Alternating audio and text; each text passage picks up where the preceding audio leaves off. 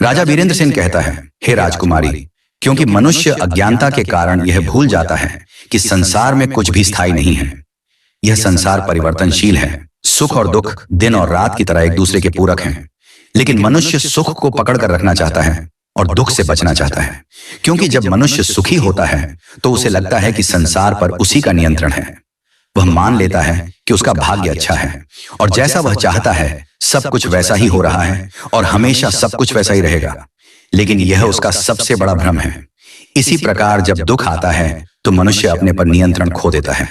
उसे लगता है कि सब कुछ बर्बाद हो रहा है, जबकि वास्तविकता यह है कि दुख भी उतना ही अस्थायी है जितना सुख। राजकुमारी नवा सवाल पूछती है, हे राजन, क्या यह संसार हकीकत है या केवल एक भ्रम है? राजा बोला, सुनो राजकुमारी, यह संसार अस्थायी है, इसीलिए इसे पूर्ण रूप से वास्तविक नहीं कहा जा सकता।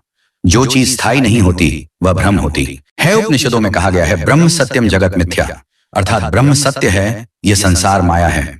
हे राजकुमारी, हम जो भी देखते हैं वह केवल 5 इंद्रियों तक सीमित है।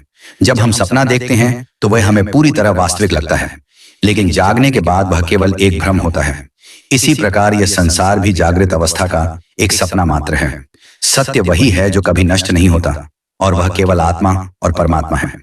राजा का जवाब सुन राजकुमारी बोली, हे राजन, अगर आत्मा और परमात्मा ही सत्य है तो मनुष्य को जन्म से पहले और मृत्यु के बाद का कुछ भी याद क्यों नहीं रहता?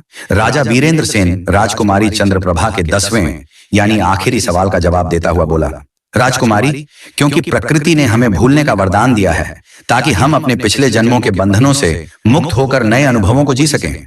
यदि मनुष्य को अपने पिछले जन्म की याद रहती तो मनुष्य पिछले जन्म के सुख दुख में ही उलझा रहता और इस जीवन को सही से नहीं जी पाता। स्मृति का नाश ही नया सृजन है, अर्थात जब पुरानी यादें मिटती हैं तभी नया जीवन संभव होता है। कुछ लोग गहरे ध्यान और साधना से अपने पूर्व जन्म की झलक देख सकते हैं, लेकिन यह बहुत ही मुश्किल या यूं कहे लगभग असंभव ही होता है। मृत्यु के बाद आत्मा नए शरीर में प्रवेश कर जाती है और एक नया जीवन आरंभ होता है। अगर मनुष्य को सब कुछ याद रहता तो वह कभी भी आगे नहीं बढ़ता। राजा ने राजकुमारी चंद्रप्रभा के 10 प्रश्नों के उत्तर सही सही दे दिए। पार्ट 12 के लिए बने रहें।